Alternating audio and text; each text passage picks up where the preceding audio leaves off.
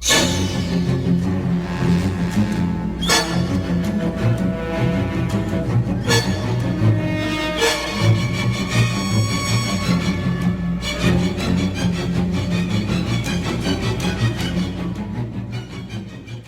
and welcome to another Drive-In Double Feature. I'm Ryan.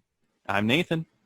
And normally this is the podcast where we talk about two movies every week, every Tuesday and Thursday. But this week, we're continuing our Friday the 13th marathon. 5 Friday the 13th movies, Monday through Friday. The most podcasts anyone's ever done in a week. Maybe. I don't know. Yeah, but, maybe.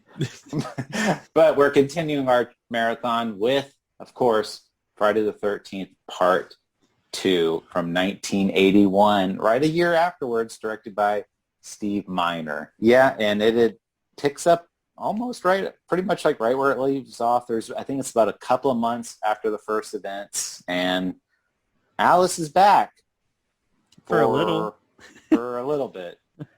Yeah, I mean, in some of the weirdest scenes ever, literally opens with her on the bed, just like writhing around, like having a nightmare, which is literally just a clip show of the first movie. Which it's shocking how long that goes on for. It's like almost 12 minutes long. It's 12 minutes. which is crazy because it's like the movie's 90 minutes, so this is more than 10% of the movie. Yeah. It's so they just decide to do that, and I think they even said like this is one of the longest times there's like an opening scene to credits, because the credits start after the first kill, and it's like really right, and it's like 15 minutes after the movie starts, the credits happen. Holy crap! That's not as long as my favorite Drive My Car, but that's still pretty long. God, yeah, because it does. I mean, that whole scene has like a lot of tension to it and everything, because it has the nice first person view and everything. But then it gets kind of ruined by because I did my own research. I did. I watched that. I did too. Yeah. Oh, what? No way. But that all was improv, and it shows because she's literally like on the phone talking, and it just doesn't sound like anything written. Right. They interviewed Adrienne King for about Friday the 13th Part 2, and she just said she just showed up on set one day, and they're just like, oh, here you go. They're like, well, what do you want me to do? They're like, oh, well, there's no script. So she said, like, they told her, ride on the bed, look out the window, make up a fake phone conversation. Yeah. And, and that's what it feels like. But it all ends with her finding Jason's mom's head in the fridge, and then Jason comes in and kills her. With an ice pick. With an ice pick. Yeah, I mean, I think that's become like a thing in horror, like kill off the main character of the movie, like in the very beginning of the next one. Yeah, I mean, I guess it's kind of necessary to do that for these types of movies, just because it would be really hard to get a bunch of returning people to come back and do these movies. But I really like continuing stories and returning characters for horror franchises. I mean, I understand the necessity for introducing a new cast, but I don't know, it's kind of like, especially this character Alice, where she was so strong at the end of the first movie, just to see her just get killed like that in like the first couple of minutes. Yeah, and there is something nice about familiarity, right? Like, oh, you get to, like Scream. I think about all the Scream movies. It's so nice to see that cast come together again and fight against it. And, you're still a little nervous. Like, who are they going to kill off? Is somebody going to die in this one? And then, I mean, that's something Friday the 13th won't do until later, from my knowledge. For now, it's kind of just like, we got teenagers and we're going to kill them off. Right. Yeah. So she gets stabbed with an ice pick in the forehead, or the temple, and she said that actually the first time, like for the first take, the prop guy, it was like the ice pick was supposed to retract when it touches her skin, but apparently gave an ice pick that did not retract. So yeah, how do you mix that up in your ice pick drawer? I guess. But I mean, you'd think like, let me just try to give this thing a couple of stabs first before I give it to an actor. And that's kind of what happens. And she said she got like poked with it really hard, and they even show like the call sheet or whatever from like the movie, and it says injury Adrian King. Yeah, and what's funny is this isn't even the only injury on this movie. No. Yeah, it definitely seems like just kind of, okay, we're getting this done quick and fast, any we're not going to practice or anything, because this was made 3 months. This went into production 3 months after the first one because the first one was such a hit.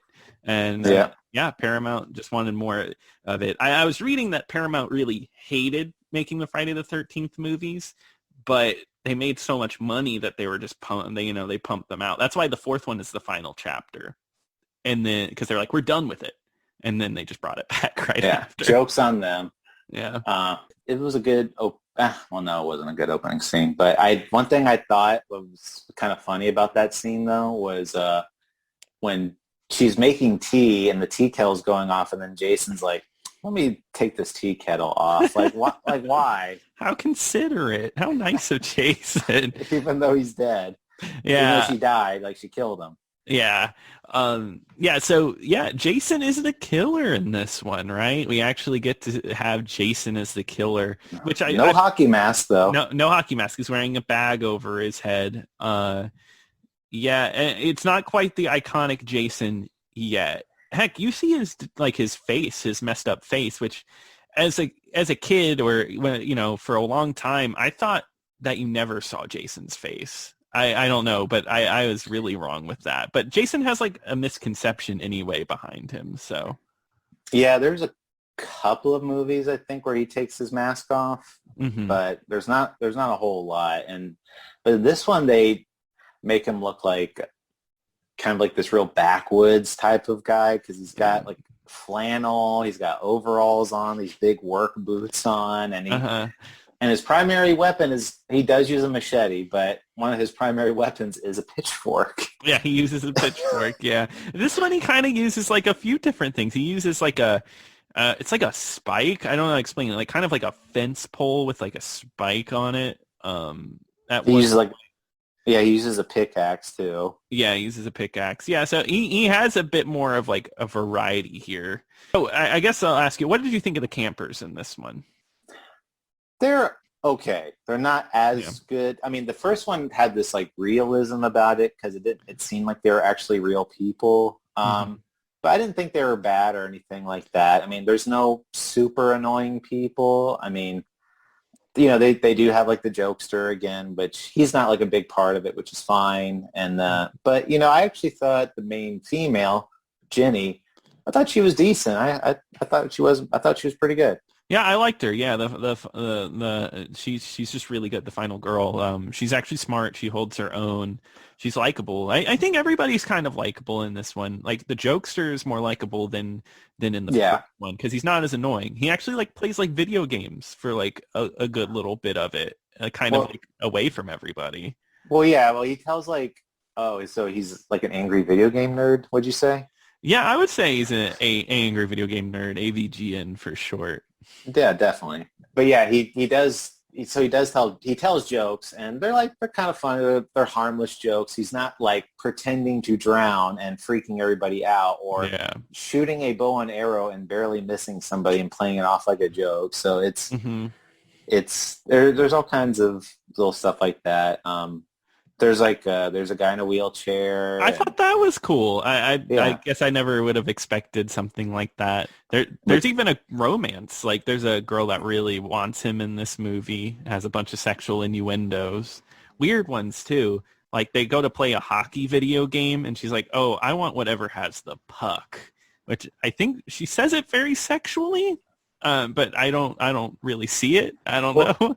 Well, yeah, and I'm like, was she saying that to be like flirtatious, or was she actually like, oh, I don't know which one has the puck in it? Yeah, I couldn't tell you. Yeah, which is funny. So the guy that plays him, his name is Tom McBride, and he's apparently openly gay. And the girl that was playing his love interest in that movie was actually trying to like flirt with him offset, like actually had like a little mini crush on him. And then she said it got to like a point where the guy's like, it's not happening, sorry. Like Had to that is cut it not off. that is not my preference. So Yeah. there's little stuff like that, which is kind of funny. I mean, but the campers though, I mean, like they're decent enough. I mean, there's Paul, like the lead counselor, who he's like, I guess like the smart one, kind of. Yeah, mainly because he's just older than everybody else, you know. There is one dude that he kind of gets what comes to him. There's like a girl like swimming naked in the lake, and a guy steals her like bathing suit, and I think that's a little messed up. But he ends up dying pretty horribly. So Yeah, he's yeah, he's the perv of the group. Where yeah. There's always one perv at summer camp. yeah, So yeah. most definitely. There.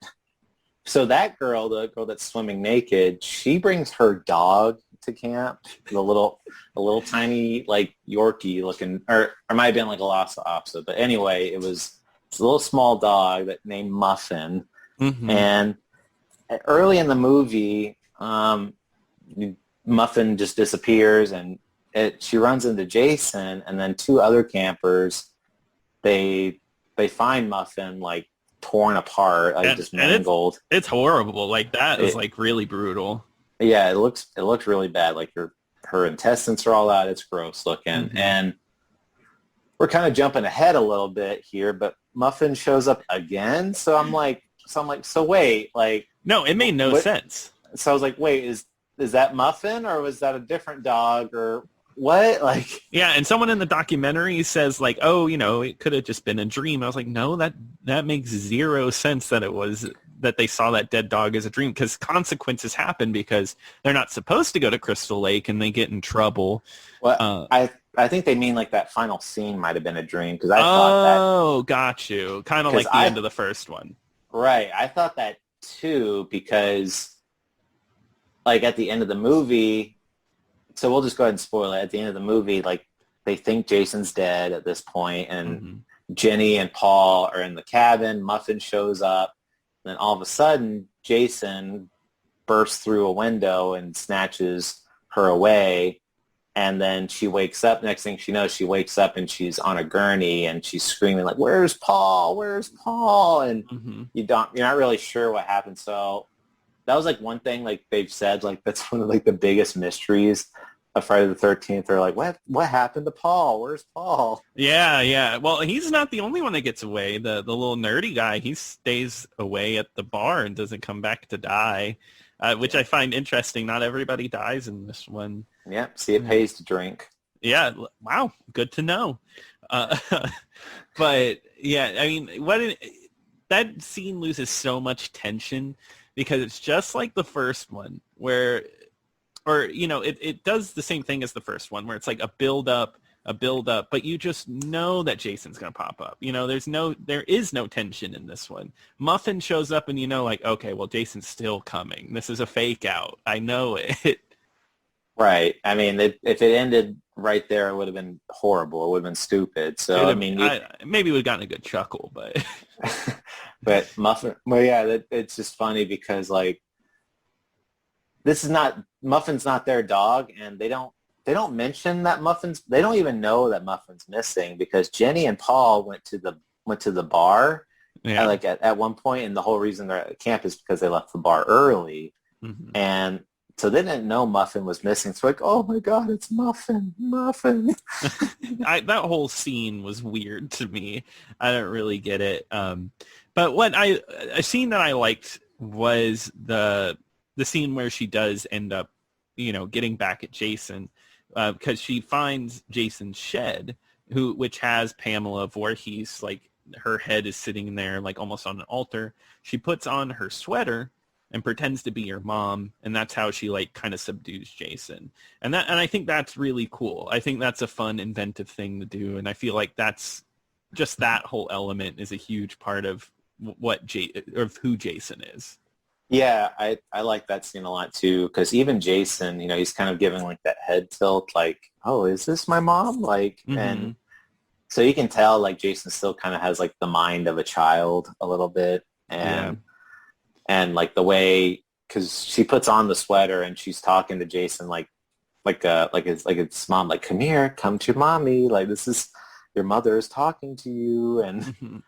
Yeah, and Betsy Palmer shows up again. I guess she came back for a cameo, does some new lines. I loved her bit in the documentary because she has one part talking about this, and I'm pretty sure she's just like, yeah, they asked me to be in the movie, and I was in it, and that was all they Yeah, had of that's all. Betsy Palmer. That's all she said. See, they're just like, would you want to do this again? She's just like, okay. Yeah, I mean, yeah, I guess she didn't have much to say because she's hardly in it, but it's really cool to see her again, of course.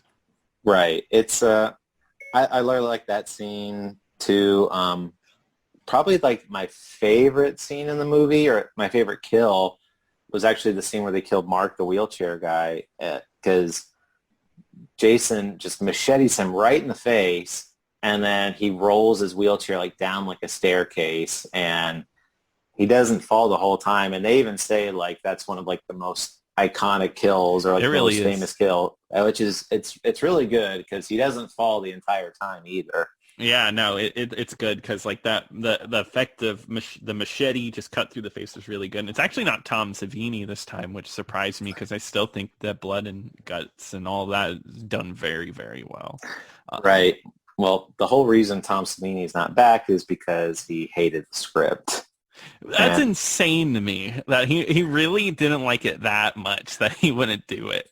Well, they even say so. I mean, digging into the documentary, the original writer and the original director and Tom Savini all said like they hated the idea of a movie, because they even say like the main writer for the first movie was like explicitly said like Jason died, like Jason was dead in the drowning, like that's what I intended, because that's why his mother is so scornful and wants revenge. But in this movie, everyone was like, so if Jason was alive, why didn't he just tell his mom he was alive? Because then the mom would not have killed anybody. Exactly. He saw her get beheaded, so he was obviously around because he gets vengeance on Alice. It's kind of a weird way to just get Jason in as the killer, because this was originally made as like they wanted Friday the 13th Part 2 to be an anthology movie, kind of like what they did with Halloween 3, but Jason, you know, is just too popular to not just make a continuation. Right, and that's the kind of what it feels like. They're like, oh, well, you got to put Jason in here. Yeah. Yeah, I mean, I guess he survived the drowning, went into hiding in the woods, built his own shed, and even like Tom Savini was like, what, was he just like surviving off crayfish in the lake or something like that? Like, how did he live for so long without telling it? And nobody saw this weird guy like out in the woods. Yeah, right. Like nobody. There was a summer camp here and everything. It's a little convoluted, so you do have to at least get past that whole explanation part of the movie. One thing I didn't like about this movie is that they did this weird thing with a lot of the kills where they cut it, where at the end of the kill scenes, it would like the shot would go to white, like it would like almost fade into white and then go to the next scene. It would also like cut down on a lot of the kills, and that's mainly because the MPAA like could not stand this movie. They thought it was like way too violent, and they had to cut it down like heavily. So I guess this movie was a lot more gruesome, but I think they cut out like, I think they said like 43 seconds, which is a lot for a movie. Right. Well, they said like the scene where the two people they had sex, and then Jason came in right afterwards and basically skewered them together with a spear looking thing. Mm-hmm. And apparently that scene was originally a lot more graphic, and they cut out a lot of that scene too. Yeah, exactly. Which I guess was a ripoff of a Mario Bava movie, which is, it all goes back to Giallo. So, Well, speaking of ripping off, like you said, Jason wears like these overalls and like a little like sack or pillowcase or whatever on his head, and he looks just like the killer from The Town That Dreaded Sundown. Yeah, and they definitely don't talk about that fact enough because it's exactly that. It was definitely inspired because Town That Dreaded Sundown is known as like a proto slasher. It was like kind of like an early start to that genre, and they just did the same exact thing. There's little nods like that. I'm like, I just think they had to have ripped it off in some way. But I mean, it is what it is. I mean, it could have been indirect. That's definitely a thing where they're like, oh, I really like this idea of a sack hood. And then come to find out they saw like a movie trailer 6 years ago with that in it. right, because they even said about the Mario Bava thing that they're like, oh, I had no idea it existed or whatever. Yeah. Yes. Yeah. And they could have just like seen a scene, forgotten about it and everything. Some dumb moments in this movie is, again, they do the horrible killer trope where Jason gets knocked over and Jenny, instead of going for the easy kill, just leaves him there, like laying on the ground, and then she runs away. It's definitely like I could see these movies starting to get to that point where it's full of those cliches that everybody talks about in slasher movies. Well, there's like one scene. So Jenny hides underneath the bed, and she's so scared that she pees, and like the pee runs underneath the bed. And So yeah. I thought that was a cool scene because like you don't really see that, but like the way the pee comes out, it doesn't make sense to where her body is. Yeah, well, because there's a rat like that runs by her at first, and then I was like, maybe that was like the rat that peed or something like that.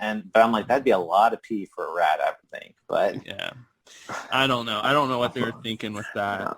But so in order to fake her out, Jason gets on a chair, and so that way she can look for his feet. So he gets on a chair, and then when she comes out, Jason's on the chair, and the chair breaks. He doesn't, like, before he can kill her, like the chair just breaks. So he just like falls over, like, whoa. He's like an absolute like klutz in this movie. He's like so off balance. Well, like, I can kind of get it at first because Jason in this one, in the later movies, I know Jason's kind of like this super being or whatever that can't feel any pain and he can withstand all this damage. Mm-hmm. And then this movie, he kind of seems like a regular guy almost. Like, yeah. That. No, I think that's what they're going for. I think they're going for like kind of like a forest person, somebody who has lived out in the woods for a long time, but is still just like a person, right? Something about that hockey mask makes him even more powerful, but a sack hood, I don't know, it makes him seem kind of realistic. Yeah, they went for some type of realism in this one. Type of it. One other line too, which I thought, which is kind of dumb, was Jenny shows up and she parks her car, and afterwards he tells her to move it. He's like, "You need to move this car. This camp is starting to look like a Burger King." Yeah, I heard that line. I was like, okay. Which is funny because there's only 2 cars at the camp, because when they go to the bar, they even say, like, we only have 2 cars. And I'm like, what? Yeah, they even take the one guy's car. He's like, can you take care of my car? Yeah, they take the guy's car who's stuck at camp. I really love it is that they get in trouble. The two that find the dead dog, they get in trouble for looking around Crystal Lake, and then they get reprimanded. But not enough. The cop there is like, hey, you need to reprimand them more. And he's like, well, can you tell them not to get 2 helpings of dessert at dinner? And it's like, dude, you're just not taking this seriously. What an asshole. So the summer was ruined because no 2 seconds of desserts. I know that's the best part of summer camp. Even though I guess at the end, it's not summer camp. This is summer camp training. They're training the people for summer camp. What were they? There was no training scenes. It's just them hanging out. Like, they're like, oh, they're hanging out in the woods, or they're hanging out at the lake, or they're hanging out like in the camp counselor's office, or they're hanging out at a bar. Yeah, well, even the dude makes a joke about it. Like, he's like, oh, I know we had a hard day of a lot of work, but tomorrow we'll be sure to train. And no, they never train. They never do anything. Well, yeah, then. So basically they get a nice little day, and then everyone gets murdered. Yep, that's how it ends. Of course. But, I don't love this movie. Maybe it's just coming off the first one. It can be a little stale, especially with the first 12 minutes. I don't think it all comes together for me. It's not great, but I didn't hate it either. It's okay in my book. I mean, it's not. It's kind of it's it's just starting to fall into that real formulaic type of structure where it's just like killer teens. Oh, the other thing too about this movie is that the sex factor in this movie is turned way up in this movie. Absolutely insane. A lot of boobs. Like in the first one, they had the one sex scene, which is pretty tame by most sex scenes, but this one it's like they got to have a sex scene, they got to have boobs, this movie is really sexual. Everybody's horny in this movie. Everybody's trying to hook up with somebody. Except the final girl, who she's the good one. Yeah, oh yeah, she never had sex, so she's good to go. But they fall into that, like we said before, because this Jenny doesn't ever show up ever again. That's so weird. Like, she survives. She has an ending where she's like, where's Paul? She lives, and they don't even have the courtesy to kill her off at the first 5 minutes of the next movie. I guess they already decided that they didn't want that. They didn't want a continuation. They just wanted to kind of, let's just kill him and get it done. Because as far as like Jason movies goes, I think Alice is like the only like one that's actually been in a sequel. I don't know that for a fact. Yeah, I know Tommy Jarvis, the character, shows up multiple times, but it's not the same actor, which is interesting. But yeah, I don't think that's something that this series really ever does. But hey, maybe that'll be a reason to love it. I feel like 2 is going to end up being a stepping stone into maybe getting into the series and really getting into like what the series is. That's what it kind of feels like, because they're kind of going for like that realistic tone, but they're starting to get a little bit like slasher type of movie going on. So it's kind of like at that tipping point. Yeah. So I'm really excited for tomorrow. Yep. Tomorrow we're going to be continuing our Friday the 13th marathon with Friday the 13th Part 3. This one you're going to need your 3D glasses, Nathan, because this one's going to be in 3D. I hope you're ready for that. Yeah, I hope so. I'm sorry if you listen to this while driving, but it's the rules of the game. Get your red and blue goggles on. If you're driving, please break out your 3D glasses. No, don't do that. Don't do that. No, we can't condone that. But no, I'm excited for that. I guess we'll say it again, but if you have any Friday the 13th memories, send us an email, drive-in double feature podcast at gmail.com. Tweet at us at DIDF over on Twitter. And until next time.